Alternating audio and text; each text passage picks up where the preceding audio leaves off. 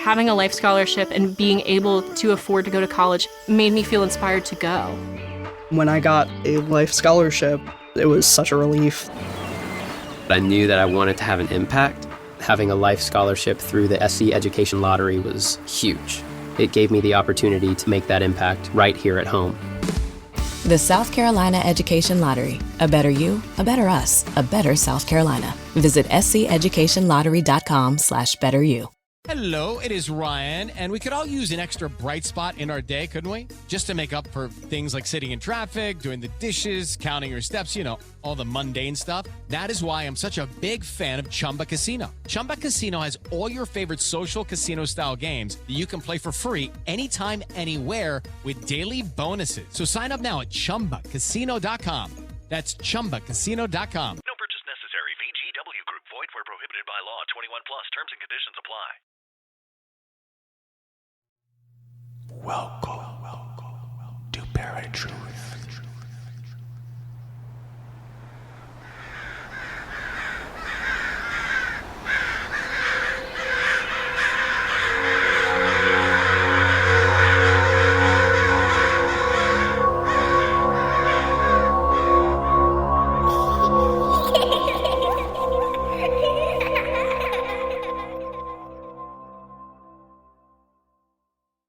What's going on, ParaTruthers? Welcome to another episode of ParaTruth Reborn.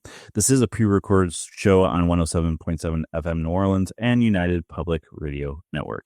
My name is Justin, and today I am joined by a special guest co-host. She goes by JJRose777. She is a lifelong psychic and all things sixth sense. She is the lead psychic specialist for a paranormal investigation team, an ordained non-denominational minister, and all elemental eclectic solitary white witch. Try saying all of that 5 times fast. She focuses on being a metaphysical teacher with her YouTube channel JJRose777, where you can find videos from just waking up into the spiritual world to advanced videos to help you learn to clear yourself, and most especially to bubble up, which is a form of spiritual protection. JJRose, welcome to ParaTruth Reborn.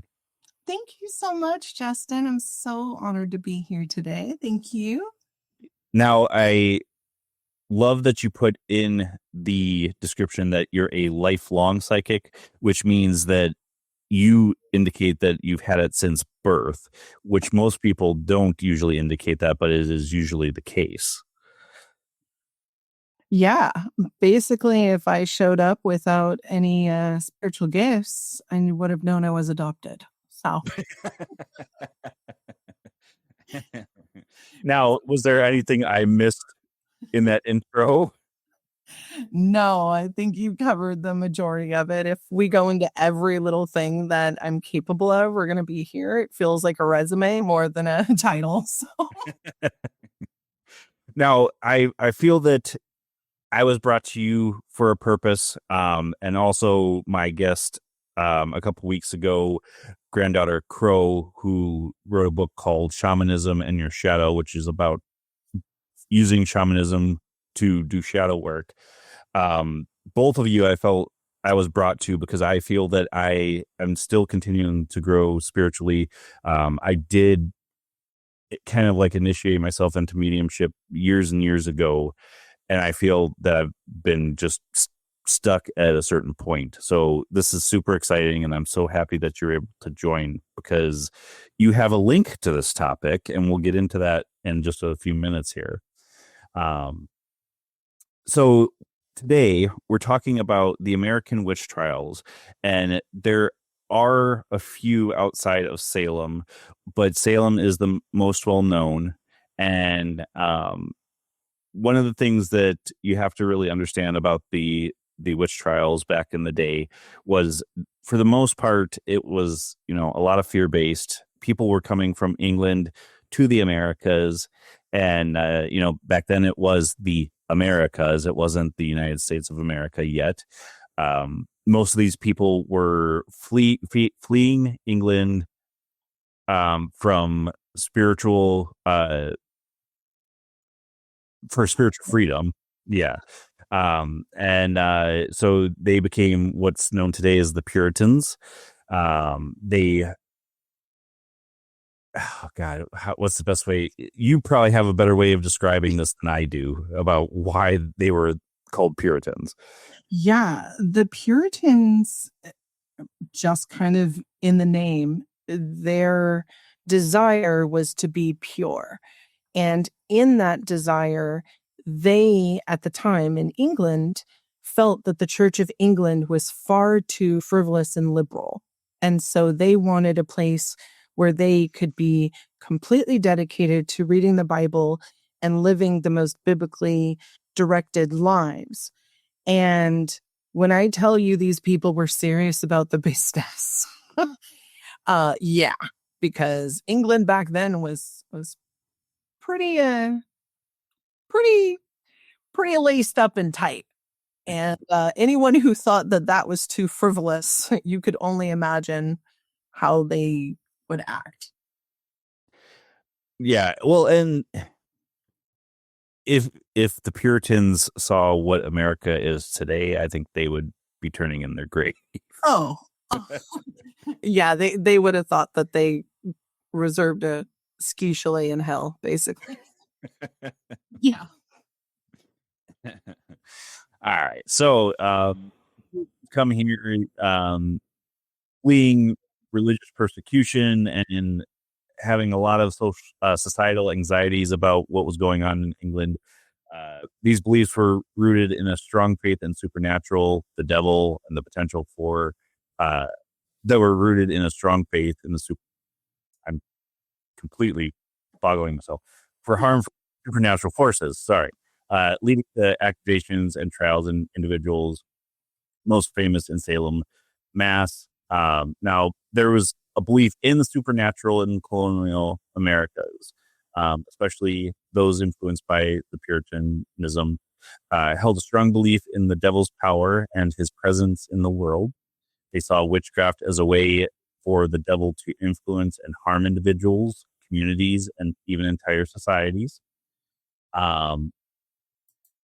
European beliefs, the belief in witchcraft in colonial America was an extension of what was happening in Europe at the time because there were trials going on there. And in those trials, they were burning the witch at the stake, where in the Americas, it was not burned at the stake, but they would hang them. And then these beliefs were brought over by the European settlers and were integrated into their religious and societal understanding of the world. And in the southern colonies, there were witchcraft trials as well. But again, a lot of these were not as prevalent as the Salem witch trials. In the South, particularly on the frontier, beliefs about witchcraft were often intertwined with superstitions and practices related to healing and protection, such as using charms, incantations, and popular astrology. Now, you can correct me if I'm wrong, JJ, but that eventually led to voodoo and hoodoo practitioners being hunted down as well, right? It did. I would say the hoodoo first, specifically because hoodoo really is a conglomeration of African and Celtic superstitious beliefs and spiritual beliefs that kind of got melded once people all landed here and started meshing together. Voodoo itself, in the very, very early puritanical times, slavery had not fully grasped in the Americas at that time. It was still happening. It just wasn't as it was in the, for instance, 1700s, where it was everywhere. The colonies were still really being set up historically. People were still exploring the land. And the slaves kind of kept to themselves, whereas the owners kept to themselves. It was really when everyone started putting down roots that they started blending together and seeing, oh, okay, the local medicine woman, or, that woman who we always go to for herbal remedies is a little something different. Mm-hmm. Right. Now, there are some predispositions as to why these particular witch trials happened.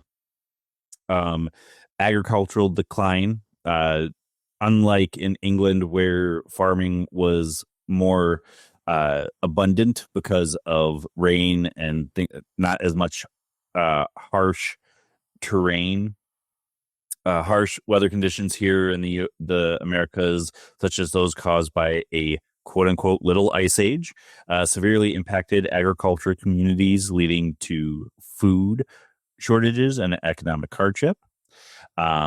Waning of godly ideals. Some Puritan leaders believed that a decline in religious piety, coupled with the growth of a more worldly capitalist outlook, was causing societal problems and economic stress. Competition for resources. I mean, most people know that we were competing with the Native Americans here.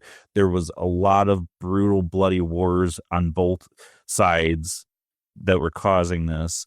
So there was a lot of tension there. And scapegoating, economic decline and desperation in the face of hardship could lead to the scapegoating that happened.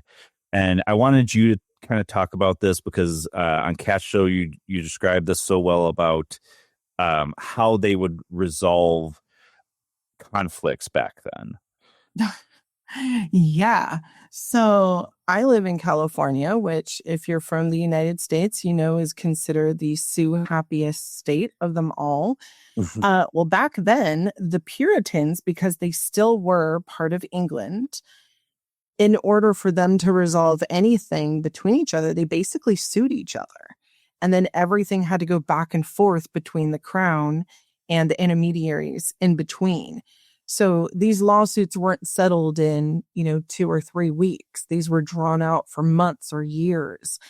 And I mean, these are things as small as your cow came onto my pasture and started eating some of my grass, all the way up to, you put a fence and it's technically on my property, or you stole, my livestock, or your kids came over and stole my vegetables that I was growing, etc. I mean, it was all over the map, and some of the stuff was so insanely petty. But again, you have to understand these people were in a brand new land. It is nothing like what they imagined. The terrain is rocky. It's very hard living in the eastern, northeastern areas, especially where they ended up in Massachusetts. And on top of all of these factors, that ship ride to get to the Americas was like 6 months. And it's really, really hard.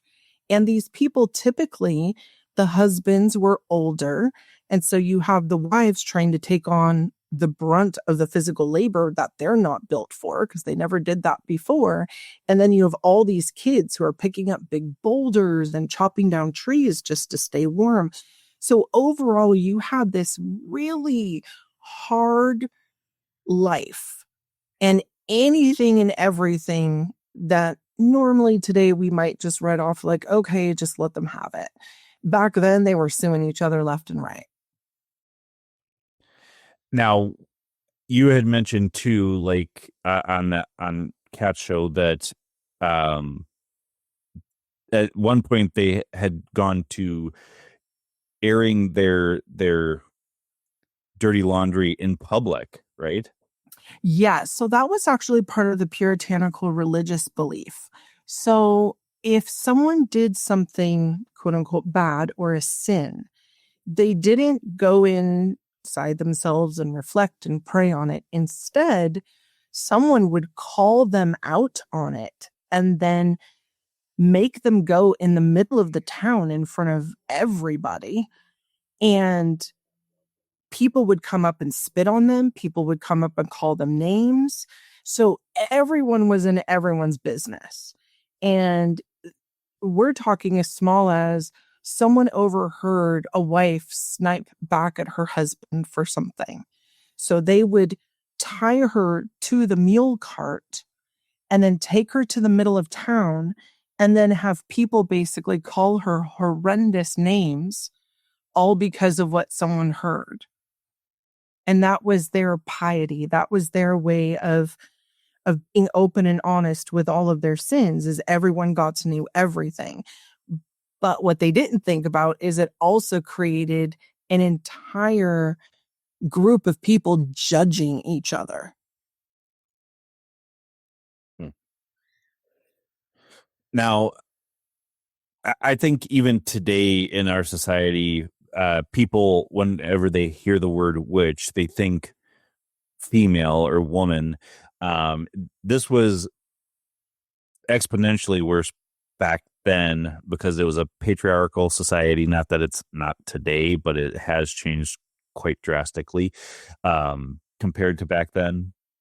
But women were basically the ones that were assumed witches, and I feel that is way farther from the truth, if there was anybody practicing witchcraft at all, period. But I mean, we know today that people do and have continued to do so, but it's one of those things that even homosexuality back then was a sin, but it was being done. Like, nobody did it publicly. It was just done in private. So Yeah. now the majority of this episode is going to be about the Salem witch trials, and we'll kind of talk a little bit about the other ones. But so the Salem witch trials occurred between 1692 and 1693, the majority of them. Now I want you to take the most of this because you've got a link here. So I want you to go into that and what was going on back then. Sure. So my personal link to this, besides the fact that I am a witch and always really have been. So I can remember back in junior high when they were teaching this, I was so incensed. I had to actually get up and leave class and take a walk. I was so upset about this. Now, fast forward way later in life, I'm watching a documentary on the History Channel, and they're talking about the Salem witch trials, and they bring up this one name. And I thought, oh, that's interesting. I know that I'm related to somebody with that name. I wonder if I'm related.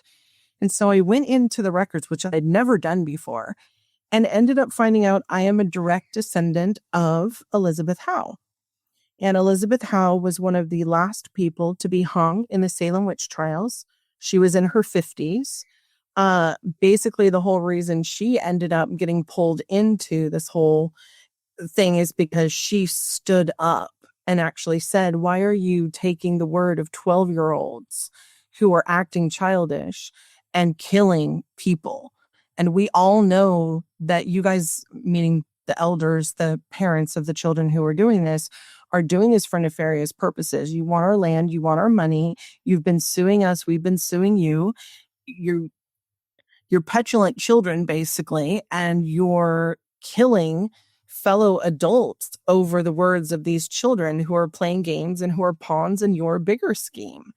And so, of course, she ends up, just for being a woman and talking out loud, ending up being hung. So, yes, I do have an actual, DNA connection to this. But on a heart level, I deeply revere and I feel for anyone in a situation of injustice, and anyone who, a situation, especially a legal one like this, that was so vast and so ridiculous when you know all the tiny specks of the trial, of how this was allowed to happen and how many good people actually died because of the greed and the scheming of others. Now, something that Erik and I speculated the last time we talked about this was that maybe there was a sexual component too. I mean, that probably wasn't put into the public record, but like Thomas Putnam and Reverend Paris maybe having some type of affairs with these women too, and then trying to silence them. No, not an exact. So there was one woman in particular who was beautiful, and basically, this man got caught staring at her too much, And so he just accused her of being a witch because she made him happy and looking at her. So very delicate with those words. I mean, you could say happy in the pants. That's fine. Yeah. Yeah. Well, I mean, and the thing of it is, think about that. Think about the fact that you're just living your life. You're just who you are. Someone else finds you attractive and you get sentenced to death because of that. And I can hear most women, right now, we've come a really, really, really long way. But this is still something that is very steeped in religions all over the world. And, in America, we have it really wonderful. But there are countries where women don't. Women have to completely cover themselves up because if a man looks at them and finds them attractive, it's her fault. Yep.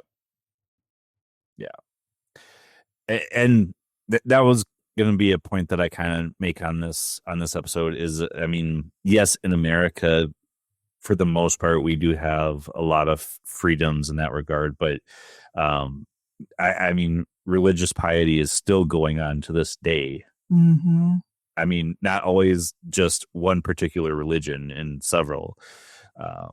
But so what kind of started this was two kids kind of wanted to help their parents and accused, the original accused were Tituba, which was a slave girl, Sarah Good, Sarah Osborne, Martha Corey, Rachel Clinton, who was actually not even a Salem resident. She was originally from Ipswich. Dorothy Good and Rebecca Nurse. Is there any names I missed there?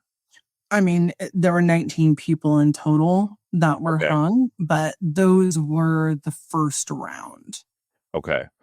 Now, Tituba had kind of confessed to this, which was the trigger that sparked the mass hysteria and the hunt for more witches in Salem. And it also silenced any opposition to the idea that the devil had infiltrated Salem, which, again, to this day, like, if you provide this kind of evidence to somebody, they're like, well, there you go. That proves it right there. But now Tituba was not so much, I mean, she was a slave, but she was kind of a nanny. Is that right? Yeah. So the family that Tituba worked for before had lived in Barbados. So they had come from England over to Barbados, which was very common. A lot of people actually were going to the Caribbean first. And they were kind of setting up shop with their sugar plantations and different things. And then they would make their way back up to the East Coast and settle in those areas. So this family in particular had been in Barbados. They had basically picked her up. She had been with the family since she was little. And she was, in essence, a slave. I mean, depending on the record, you'll see some people will say, yeah, she volunteered to go. But yeah, when you're in a situation where you really aren't able to say no, that's slavery. Right. So she ended up going, but you got to remember, Tituba's raised in Barbados. She's an island girl, and she, has melanin in her skin, right? So she doesn't look like the Puritans. She's not white.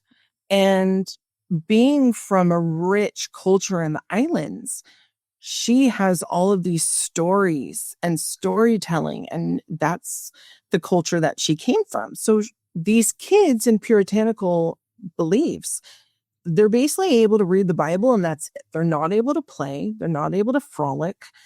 They're able to do hard work and read the Bible, and that's it. And you have this amazing Mary Poppins type nanny who comes along, who's telling them stories and scary things and fun things and whimsical things. And she's teaching them to play. And these kids are having the time of their lives But when they go talk to their other friends and their other friends have never heard anything like this, they think it's weird. And that's how easily it was for Tituba to be accused. She stood out. Now, even today, again, bringing this back to modern times, even mediums or people that say they can see dead people are kind of persecuted in a way when they're a young age, because they'll, kids hear things and then they'll go tell their parents, and then the parents freak out and basically tell teachers or the school, that my child's not going to be going in the same class as that girl. She says she sees dead people. So it's one of those things, and it has gotten better, but I have still heard a lot of different stories about that. And that's so sad to me, because in reality, if you were to interview 100 families at random, everyone has some relative, right, that had some sort of gift. Mm-hmm. And it's funny to me because I know people and I'll ask them, oh, what about your grandparents, or what about your great grandparents? And they'll be like, oh, no, nothing. Oh, well, when grandma looks out the window, she always did this 3 times and then said this weird little thing. And I'm like, hello, that's a spell. Right. I mean, most people don't even realize that, a lot of prayers, or even when you're cussing in traffic at somebody, that you're flinging a curse or you're doing a spell through prayer and you don't even realize it. Yeah. Don't even get me started on how religion ties to ritual. That's a whole other episode we could do one day. But I mean, honestly, if you think about it, everything was set up perfectly for this situation to happen. These are people in a new land.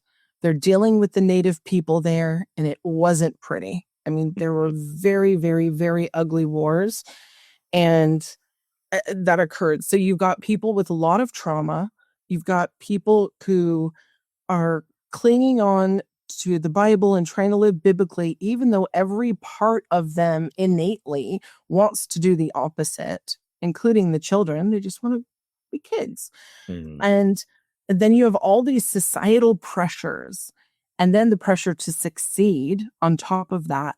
And then you add in all the sexual repression that was happening within the puritanical belief system, on top of the fact that, everyone's house is pretty much on top of each other. So anything you do, everyone can hear. And, for the record, relations between a husband and a wife were not for physical pleasure. They were literally to get the woman pregnant, to bear children. Yeah, that's it. That's how rigid this religion was. So you have people who are hungry, cold, traumatized, angry, and then you add on some sexual repression in there. Like, it's a powder keg, right? Just waiting to happen. Now, something that I find fascinating about these trials, and I had never heard this before, is spectral evidence. And I'll give you guys the definition. Spectral evidence is a form of evidence based on dreams or visions.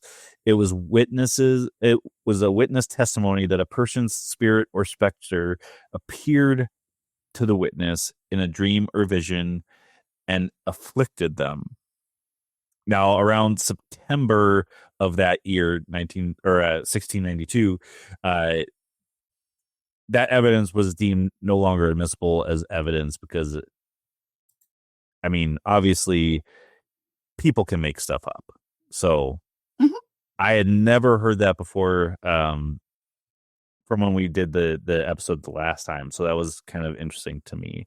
Now, these girls that accused these people of being witches kind of went through some stuff in the trials, and even when they were accusing them.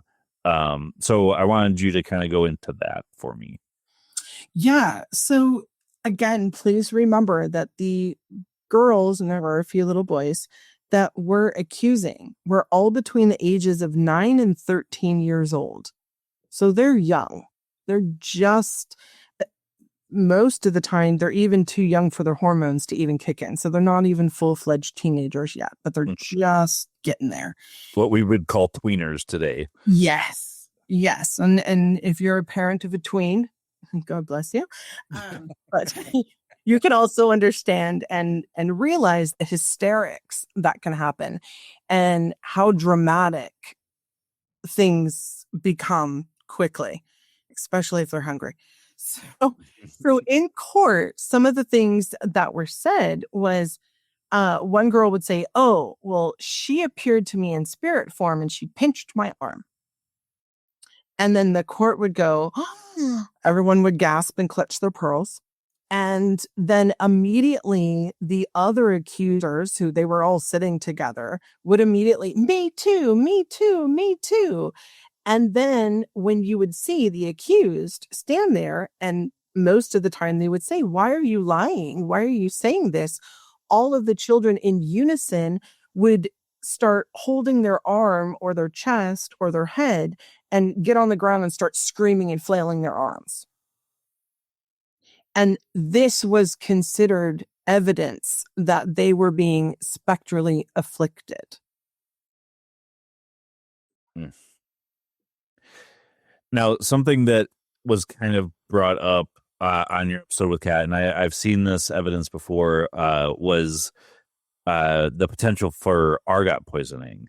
And that was kind of happening then. Now, is there any evidence to state that these kids had argot poisoning and that was causing the behaviors, or was this just, I am so bored, let's make some chaos? Well, and that's a great question because it could have started a number of ways. And argot, I wouldn't even call it poisoning. I would just say it's like microdosing at this point. If you don't know what argot is basically a form of a psychedelic. It's like an LSD. And there was a very long and wet winter that year. And there were reports in some of the diaries that the wheat that year had turned purple. And that's where this theory that there was potential for argot poisoning to have happened, because argot grows on wet wheat and it's like a purple mold fungus. And when it's ingested, you basically you're tripping, right? So, and it can cause hallucinations, it can cause facial tics, it can cause body tips, it can cause very, very strange dreams, hypnagogic reactions when people are sleeping, which basically is when you're flopping around while you're sleeping.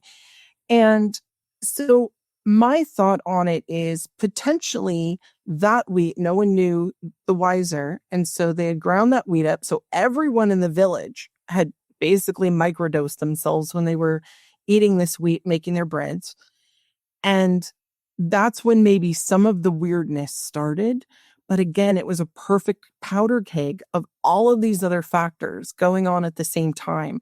So there was so much pressure on these people. They were so repressed. They were so angry, hungry, cold, tired, traumatized. Just everybody wanted everything. Then you have some people who just expect the world to lie down and give them what they want. And everything was ripe for the picking. And someone must have seen this opportunity and ran with it, which typically were the two families that the children started the accusations of. And then it just snowballed from there.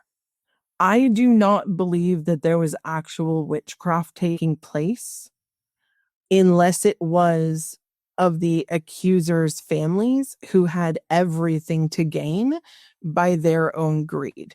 Because the family of the accusers, they were being sued by almost all of the people who ended up being hung at the trials. Well, and I kind of already mentioned this, witchcraft was something that was done in private, but these, not once did, in any of the evidence that I saw, did it say that, we saw her dancing with the devil in the pale moonlight, or she was stirring up a cauldron. I know I'm going old school imagery of what people think of witches, but as far as I saw, there was nothing like that, right? No, everything was a spectral.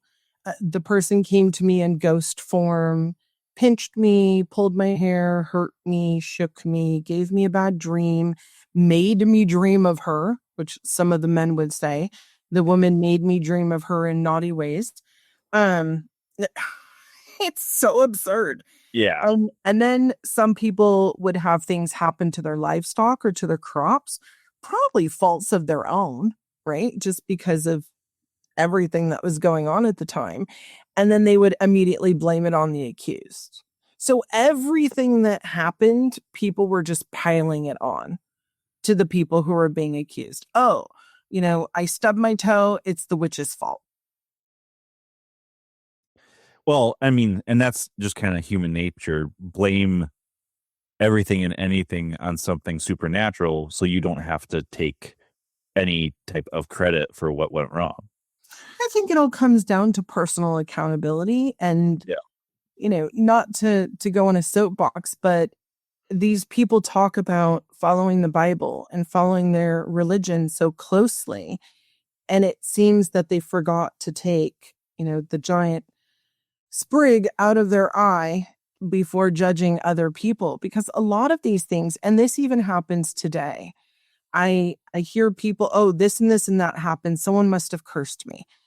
Okay, the amount of time and energy it takes for someone to put a curse, especially like a real good one, right, that's gonna like downfall your life and lead to total calamity, the amount of time and energy that takes is way beyond someone you flipped somebody off in traffic, right? Or you cut somebody off on the freeway. I mean, unless it was one of those, you almost caused a 9-car pileup and took off type of thing. But I mean, little things like that, every witch that I know, we all kind of laugh and we say, why would I get involved in that when karma's going to do a better job than anything I can come up with? Right. Yeah. Well, and yeah, we'll leave it at that. Now, we'll get into some of this about the legalities of the Salem witch trials in a little bit here, but I just want to cover this really quick so we can kind of get into a little more of the dirt. Now, beyond Salem, there were other witch trials in the Americas. In 1692, the same year as the Salem witch trials, there was one going on in Fairfield, Connecticut. But none resulted in execution, though witchcraft could technically remain a capital crime in Connecticut until the 18th century. The courts there were growing skeptical and weary of witchcraft trials. Too many of them, it seemed, were the result of personal feuds, which we've been kind of already talking about. Mm-hmm. There was another, prior to 1692, there was trials going on in Connecticut as early as 1642. But again, there were trials going on in England even prior to that. Other colonies that had witch trials during this time were Pennsylvania, Maryland, and Virginia. The last recorded witch trial was in Salem in 1878 against Lucretia Brown. But after listening to the episode with you and Kat, I heard that is actually not true, that it went even past that, correct? It did. The last one was 1928 in Pennsylvania, New York. A man named Nelson Riemeyer. And I'm wondering if a lot of people aren't getting his name because it's a male versus a female. And, but Nelson's story is a very, very sad one, but it's textbook everything that happened in all the other ones. It started with some weird feud. Somebody got something in their head, didn't want to take any personal accountability for their own actions, and then took off and accused him. And it went horrible, actually, because Nelson ended up murdered. Jeez. Well, and something that I feel could possibly have attributed to that is, again, I said earlier that, back then, even in 1928, it was bad to be a homosexual. And a lot of times, if males were accused, it was either they were associated with a witch or there was some type of activity going on, possibly sexual, that did them in, if you will. So I don't know if he was a homosexual, but He was not. He was Okay. married, actually. He was married. He had children. He was a powwow healer. And that's actually the cool part of his story. He was a well-known healer in the area. People brought everybody and their family to him. They actually went to him before they went to regular medicinal doctors. And he could work on anything from a physical affliction all the way down to money troubles or relationship issues. So he really was a one-stop shop. That was really his life's purpose. And he did it out of the goodness of his heart. People, of course, would pay him and give money, but that was his primary focus. He didn't want to work a 9-to-5 job. He wanted to be able to be there for people in his community. It's actually what led to his wife moving out because she didn't like being so remote in the country. She wanted him to work a 9-to-5 job. And he said, I'm sorry, like you knew who I was when I met you. And so she ended up moving to a house in town. He stayed out of town. And then, of course, these 3 boys got together and all led by one who, honestly, a few fries short of a Happy Meal, if you ask me. And in the trial, that ended up coming out as well. But basically, this one guy riled up 2 other boys and had them help him murder Nelson, because in his mind, oh, if I murder the guy who hexed me, then the hex will be lifted. Once again, not taking any accountability or responsibility for his own bad choices that led to all of the piddly drama in his life that he thought Nelson put on him. But here's this man who devoted his time and energy to his community, to healing people and giving back. He would do things for free for people who didn't have money and just say, hey, just pay it forward, or give me, make me a nice meal the next time you cook something, or bake me some bread. And to end the way that he did, not only did they beat him, but then they set his house on fire. And unfortunately, it was found afterwards that he actually was still alive while the fire consumed him in the house. Jeez. Yeah. Now, did they choose fire because of the witch trials that were going on in England, or they were just trying to kind of like destroy evidence?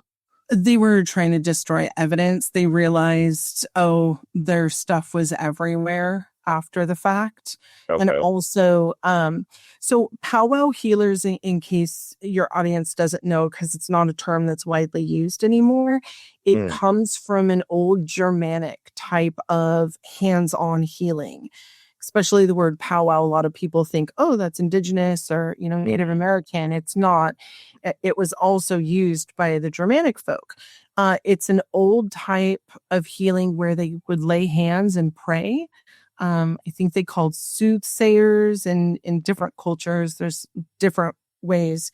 And I also had a powwow healer in my lineage as well. So, I don't know how many greats, I think it's like 3 great grandmothers, but she would actually work with the Native American tribes. They would actually bring their people to her because she could literally lay her hand over a cut and it would heal immediately with no scar.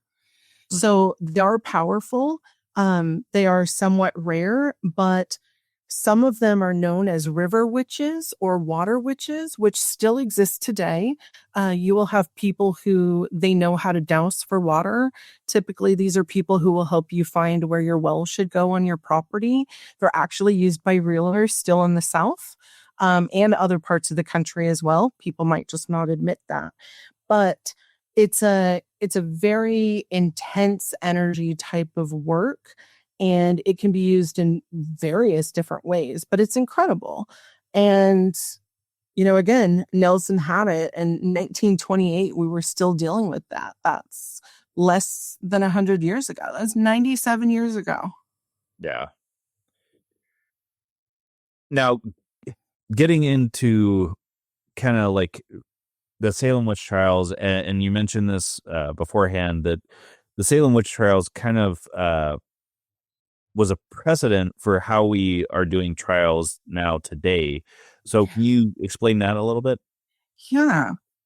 So the legal importance of the Salem witch trials, there's a reason why it used to be in all of our curriculum when we were learning about history. And the reason being is because it ended up changing a lot of laws and setting certain legal precedents that have to this day, hopefully fingers crossed, not been overturned by the judiciary system. Part of those is spectral evidence. The other part of those is making sure that there are good witnesses and actual evidence instead of just hearsay or someone pointing their finger, as well as being able legally to stand up for yourself and saying, wait a minute, this person's accusing me of this, but did you know that this, not the other, is what they're actually doing? And being able to defend yourself. That really wasn't the case back when this all happened in Salem. And as a result, so many people died. Okay. Now, I'm assuming that that was the case even in England, that there was no like proving your innocence really back in England. I mean, you could kind of say that you weren't guilty, but it was basically you were back then, right? Well, and the Monty Python movie, if you can remember that one, where, oh, she's a witch. And then, they throw her into the river and they're like, hey, if you drown, you're not a witch. But if you bob up, then you're a witch. And she's like, so I lose either way. And he's like, pretty much, yeah. That's not far off the mark of how it really was. And a lot of people don't remember, this wasn't just happening in the UK. This was all over Europe, and it was spreading into other parts of the world, in the Middle East and around the Mediterranean as well. Unfortunately, this still happens to this day in certain countries in which they have religious strongholds or townships or villages that are extremists when it comes to their religion. If someone is accused of witchcraft, they're killed, unfortunately. And there really is no defending yourself when it comes to someone saying you're a witch, right? Because if someone's making stuff up blatantly and you're saying this is nonsense, how do you defend yourself against that? Unless there's, unless the person's going to take, a mental acuity type of a test or a polygraph, right? Like we have stuff like that. But when everyone is in complete histrionics and hysterics about everything going on, everyone's just going to run with it. And again, people love scapegoats. People love not taking responsibility for their own actions. So as a result, it's so much easier to say, oh, so-and-so is doing this to me, other than, hey, I made some really bad choices.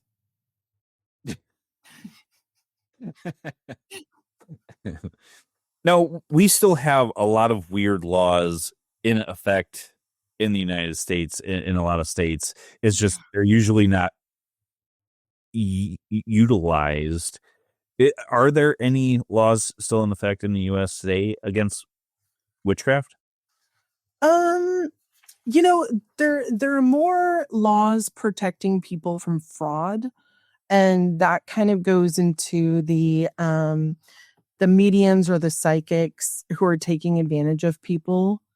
And it's interesting because something I learned years ago was, in order to be a psychic with a shop, like where people would come in for the readings, the old school way we used to do it, people actually had to get licensed by the local police department and had to have a permit and carry specific insurance.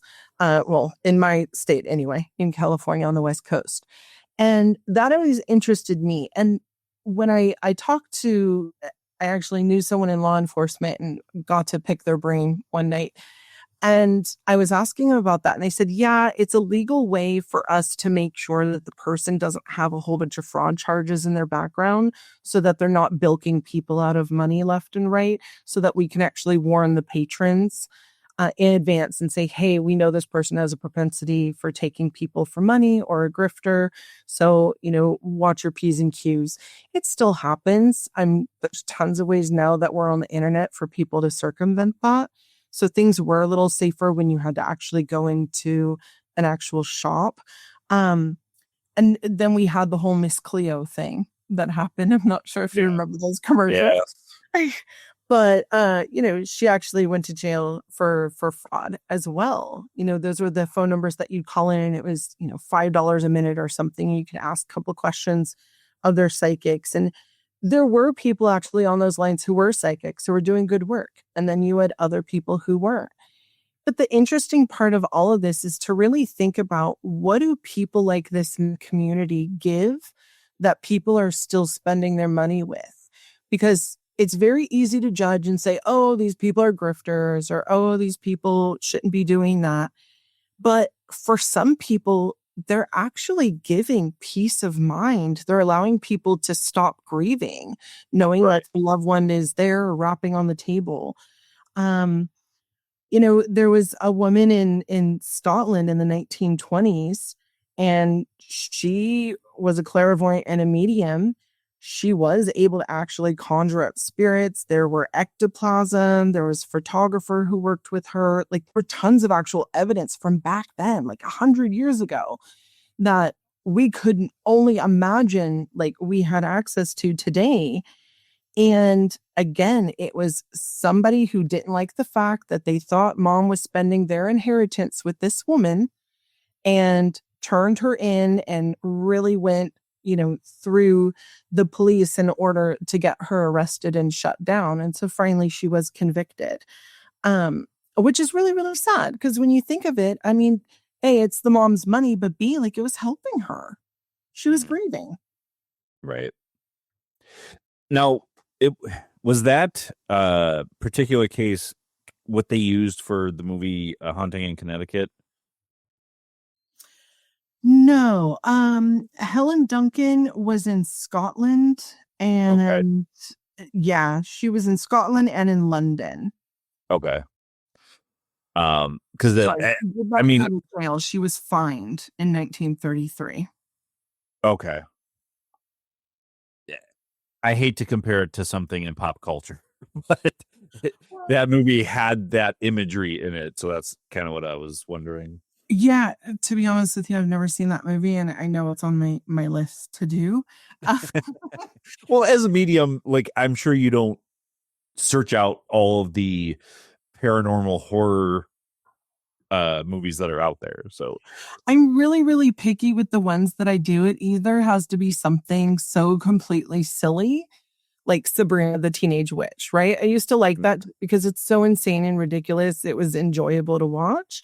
Or it has to be something like the Conjuring series, where it was based on reality, and I was really interested in the cases and how they were going to portray them. Although they got the Annabelle one, like, vastly out of control on that. They're really great movies, right? And to all of you listening, please be wary when you are listening to this stuff or when you're watching these movies. Even if it's a little prayer before, or just you imagine a white light bubble around you before, because I've watched these things and I've seen things appear. I've gone to movie theaters and had horrendous experiences with things that have shown up in some of these movies. Not really the fictional ones as much as the ones that are based on true stories. Mm-hmm. But there was a case, and the Warrens were involved, Ed and Lorraine Warren, and it was in the late 60s or early 70s. And I think the movie is The Devil Made Me Do It, is the name of it. Okay, yeah, that sounds familiar. Yeah, so that's actually a case based on spiritual possession. The man who was possessed ended up murdering a few people, I think. And it went to trial, and he kept saying, the devil made me do it. And the Warrens got involved, and he actually was sent to a mental facility And by law, the court had to give him exorcisms. And once he was freed and it was written off by a priest, he was released. And I'm sure that man went into hiding, afterwards, because it was a very public trial, and they smeared his name left and right. But in reality, there were police officers, there were detectives, there were social workers, there were priests and nuns who actually witnessed what he was doing and the spectral evidence thereof. And we're saying this is not human. Like, a person cannot make this happen. So it is fascinating how there have been cases like that have occurred in our history and on our law books. Yeah. Well, and it kind of ties into this. Yeah. Modern day witch trial, sort of. Kind of. Yeah. And it's also interesting because that case in particular, the Devil Made Me Do It one, it is fantasized, shall we say, not based on fact that we know. Right.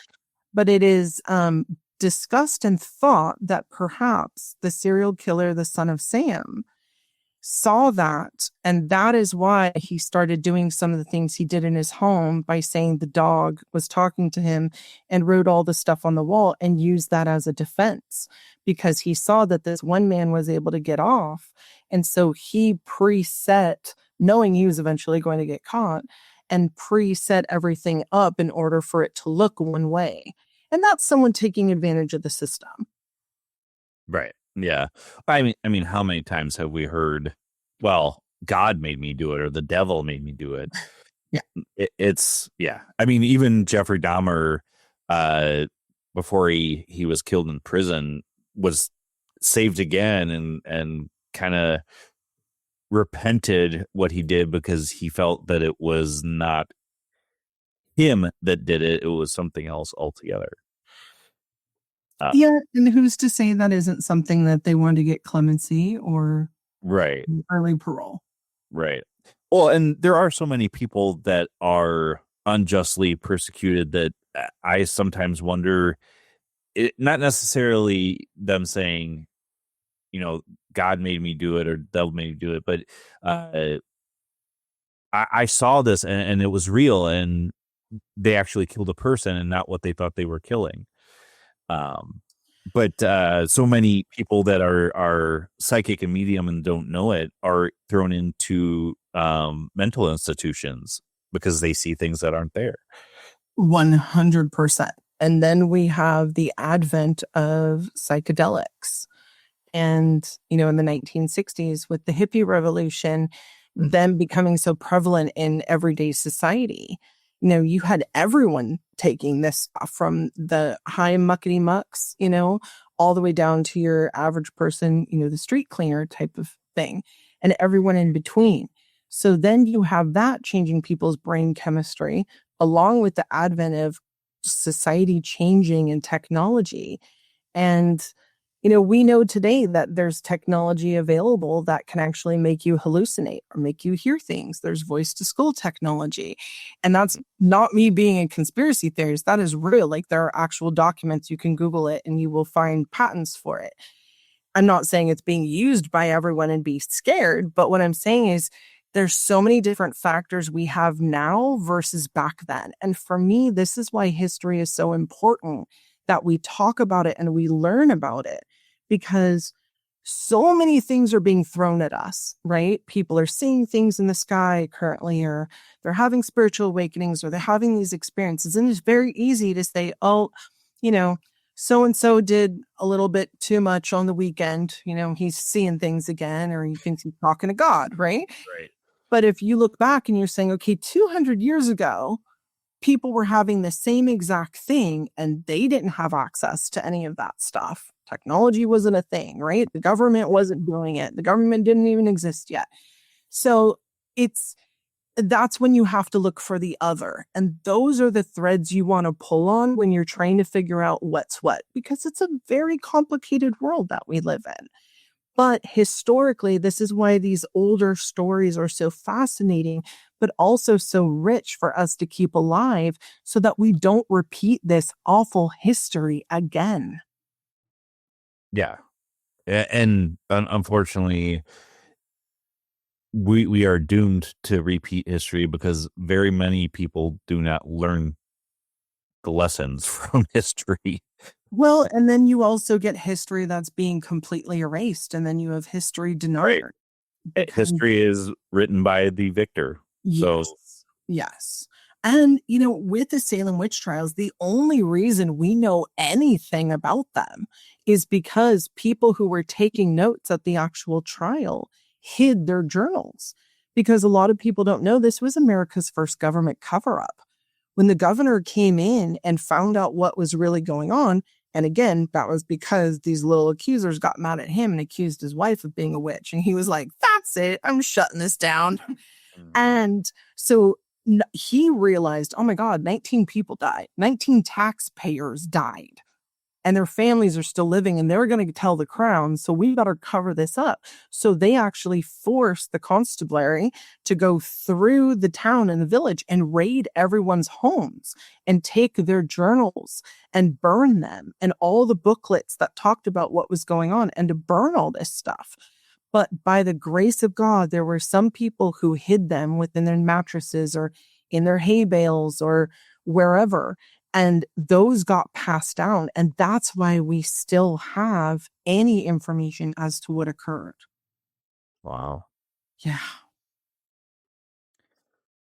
Well, we are close to the end of the show, so I wanted to give you the chance to tell everybody where they can find you, talk to you, all that good stuff. The mic's all yours. Thank you. I'm JJRose777 across the board. Instagram, Facebook, and TikTok. I totally forgot what I was doing for a moment. Too many social medias to go through now. Right? I was like, what's in existence anymore? YouTube is my primary. That's my channel. All my content is free on there. I don't have a paywall. I am not monetized, so I apologize in advance for any commercials that you might hear. But I do have playlists if you're interested. I try to make a little something for everyone interested in the paranormal world, whether you're a paranormal investigator, having a spiritual awakening, a little more advanced, or just want instructionals from someone who's not trying to sell you something. If you want to reach out to me directly, whether you have questions or you want to talk to me about stuff that I do, feel free to email me, or you could message me as well. Email's a little bit better because it's a one-on-one and it helps me to focus in on your energy a little bit better. Plus you can write more. But yeah, that's me in a nutshell. All right. Well, thank you so much for coming on. I mean, we probably didn't even tip the iceberg on all the information that is out there about these trials, but I'm definitely would love to have you on for other episodes because you were a blast, so I appreciate it. Oh, thank you so much. This is truly an honor, Justin. I'm so excited to be on here with you. Thank you so much. Thank you to all your listeners too for having me and putting up with me. All right, folks, make sure you like, share, subscribe wherever you listen. Make sure you subscribe to JJRose777. And also make sure you check out all of the great shows that are on United Public Radio Network. This has been a pre-recorded show for 107.7 New Orleans and United Public Radio Network. Until next week, where you'll find us same time, same channel. My name's Justin. Have a good night.